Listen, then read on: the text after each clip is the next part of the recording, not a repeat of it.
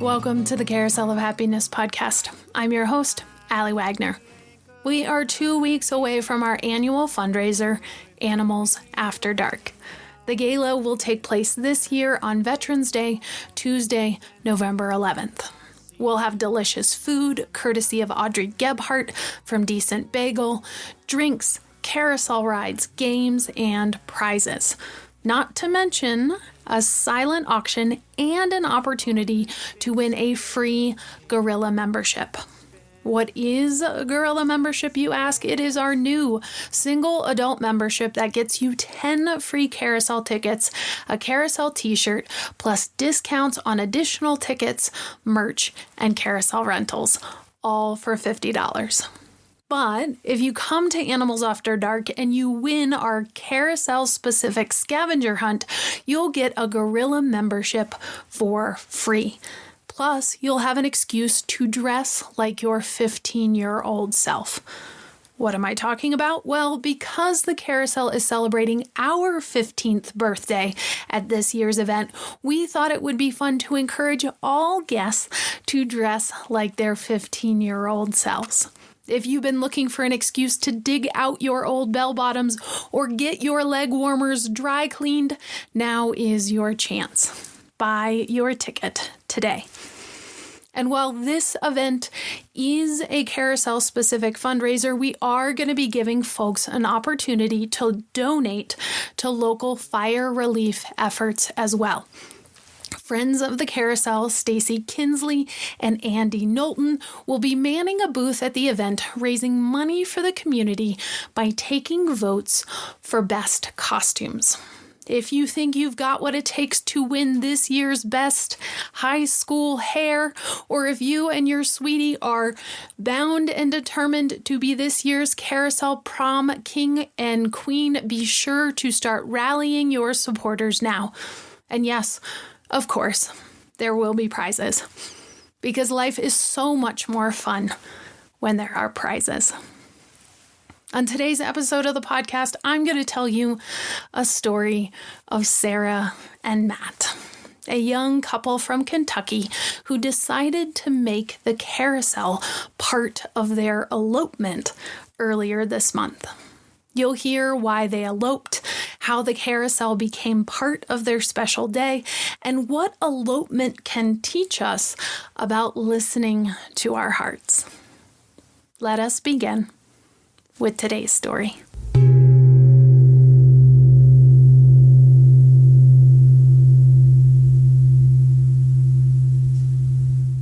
When Sarah and Matt got engaged last November, the plan was to have a traditional wedding with the dress and the flowers and the guests and the cake. But pretty early into wedding planning, Sarah got cold feet. It started with her friends. They warned her she wasn't likely going to remember her wedding day at all. They told her the day would be just a blur. Then her family chimed in, saying, "You know what? You're probably not even going to get a chance to eat," they told her. None of this sounded fun to Sarah. And as an introvert, the idea of everyone staring at her while she walked down some aisle was actually triggering frequent nightmares that had been recurring since the planning had begun. The truth was, Sarah was excited to marry Matt, but she wasn't so sure about the wedding anymore. So she and Matt talked, and they decided to elope.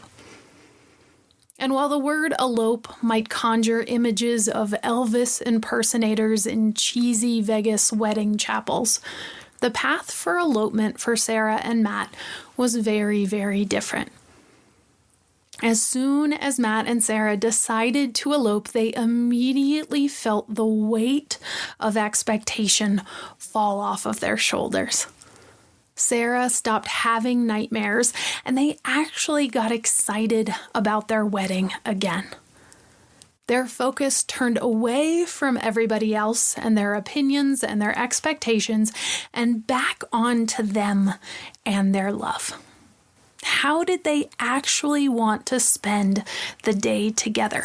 What details about the day mattered most to them? The truth is, both Sarah and Matt are introverts. They tend to be pretty reserved around others, but come into their own when they're around each other. With everybody else and their voices out of the picture, Sarah and Matt could now focus on what mattered most to them on their special day. I caught up with them about a week after their wedding, which happened to be, coincidentally, the day before the fire. They FaceTimed me on a Friday when Sarah doesn't see clients. She's a therapist by profession, and he's a graphic designer. When we were chatting online, Sarah was sitting next to Matt while he edited photos on his computer for work. They went back and forth the way well-oiled couples do, finishing each other's sentences, anticipating each other's thoughts. While I believe them when they said they were introverted, it was clear that they truly came alive when in each other's company.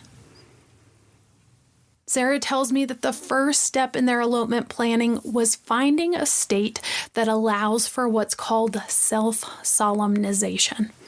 Self-solemnization means couples can get married without needing an officiant or a judge present.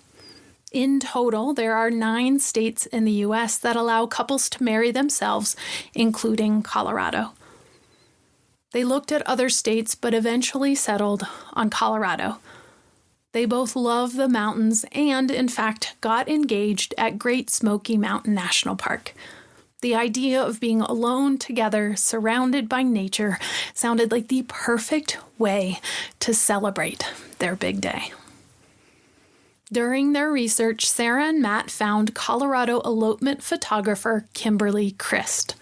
Kimberly specializes in helping couples plan and capture their Colorado elopement. She is passionate about helping couples plan a celebration that feels authentic and true to them. When Sarah and Matt reached out, Kimberly inundated them with questions they didn't even know they had the answers to. She's been doing this work full-time since 2018 and has seen it all. She gathers so much information about the couples she works with because she knows every little detail matters, and every little detail is a way that you can make the day your own. And it turns out those details were the most fun for Sarah and Matt in planning their elopement. Like many couples, they have their own language, their own shorthand, their own inside jokes. And now with Kimberly's prompting, they saw a myriad of ways that they could incorporate who they are as both individuals and as a couple into their big day. There's a trope in Japanese anime that refers to what's called a red oni and a blue oni. The root of the trope itself comes from Japanese folklore. Red and blue oni are creatures, often ogres or trolls, that represent 2 individuals significantly linked together in some way who have differing personalities and approaches to the world. These differing beliefs mean that sometimes they butt heads, but always, in the end, their differences support the other. I know all of this because out of nowhere, in between editing photos on his computer, Matt chimes in. You see, up until this point, Sarah and I have been chatty for almost an hour while he's editing photos nearby. She and I rambled from story to story, inside joke to inside joke before she starts to tell me about the oni, and then she stops. Matt jumps in and explains that the red oni is impulsive, emotional, passionate, and just a little bit wild. Conversely, the blue oni is more reserved, calmer, more rational, and definitely more organized. The red Oni and the blue Oni dynamic is part of their relationship. You see, Sarah is the dreamer. Matt is the planner. Sarah spends most of her time dancing with the ethereal, her head in the proverbial clouds. And Matt, his steadiness, his precision, and his planning all is the reason why her dreams are able to come down to earth. It is something they noticed in the planning of their elopement. She was and is the dreamer, visualizing the details and nuances of the day, and he was and is the executor of said details and nuances. She dreamed it up, and he brought it down to earth, one crossed T and dotted I at a time. Which is why their cake topper doesn't feature a traditional bride and groom, but instead 2 little creatures. One calm and reserved and blue, being hugged aggressively yet joyfully by the other, a little impishly looking red Oni who seems to fly in from the heavens just for a brief moment. And the topper is just the beginning. Over the phone, Sarah tells me story after story of all of the little details of their wedding. How they started with a hike up to Long Lake while the sun was still down. How they shared vows on the lake shore as the wind whipped around them. How the moment felt surreal. It felt alive. She told me what it was like to stare into the eyes of her person and speak words only meant for him and him alone. Words of love, of commitment, and of devotion. And then she tells me how fun it was to toast with both coffee and Prosecco as the sun came up over the divide. They had done it. They were married. But the day wasn't over just yet. Their next stop, the Carousel of Happiness. When I asked Sarah about how she found out about the carousel, she doesn't exactly remember. In her mind, the carousel was never not part of the plan. She says that when elopement photographer Kimberly Christ recommended the Brainerd Lake area as a location for exchanging vows, Sarah looked up Nederland online and instantly fell in love with the carousel. As a lifelong animal lover, chronic animal adopter, and therapist, Sarah loved the Carousel of Happiness and the healing it represents. She felt like it would be the perfect backdrop to their afternoon and a great place for the rest of their ceremony.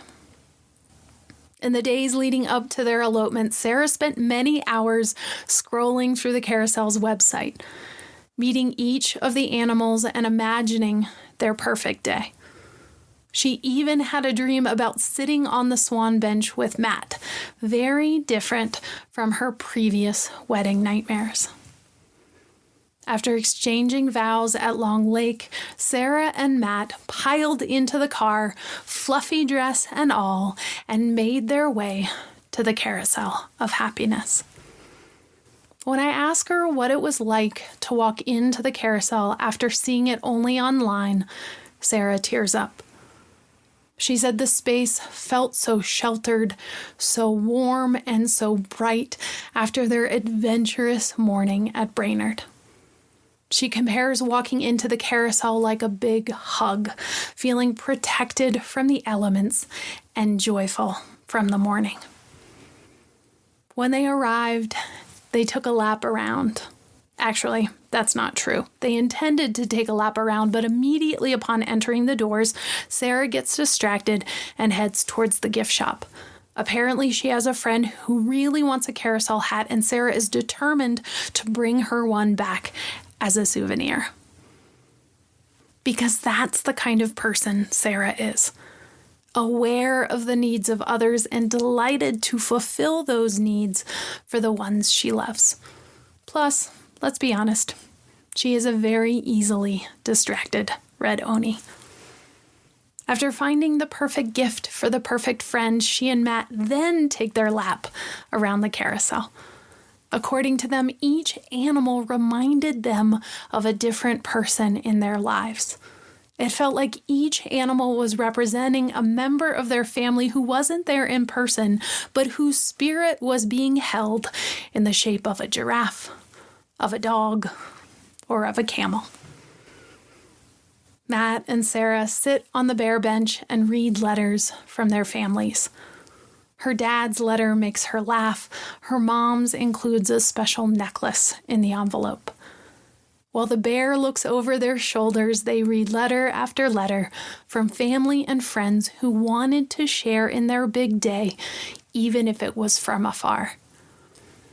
Then they sign their marriage license in the swan bench, enjoying the fact that at the bottom of the bench itself, it reads the words, "Have fun." A perfect tone for signing such important papers, if you ask the two of them. After they're done, they rest their rainbow-colored marriage certificate on the armrest of the swan bench, only to watch light from a stained glass window above hitting it just so that a little rainbow appears on the page. Matt says it's an example of what happens when it's just the two of them spending time together. Life unfolds beautifully. Doors open, and yes, rainbows appear, with plenty of room for awe and magic along the way. They enjoy a couple of spins together, their first carousel ride as husband and wife. And because I couldn't help myself, I texted Scott. He and I were meeting a few minutes later, and I thought he would enjoy being part of their day. Turns out he had a few minutes, stopped by, and congratulated the couple, giving them one of his hand-carved birds. And just like that, off they go, eager to soak up the last couple of hours of their special day together. If their elopement is any sign of what's to come, I think Sarah and Matt are in good shape. According to anthropologist and writer Ellen Disanyaki, art is the act of making special. According to Ellen, anything you make special is art. Be it a meal you serve to friends with fancy napkins, a homemade greeting card written with original poetry, or, as was the case with Sarah and Matt, an elopement. A special day created together for and by two unique human beings as the foundation of the life they're starting together. If you or someone you know wants to elope to Colorado and are looking for some help, be sure to check out Kimberly Christ's website. Details are in the show notes. And if you still need your ticket to Animals After Dark, be sure to head on over to our website. You can check out the link in the show notes. In the meantime, take care. Be well. And as we like to say at the Carousel of Happiness, don't delay joy. And we'll see you next time around. Beginnings and endings are only pretendings. I'll see you next time around.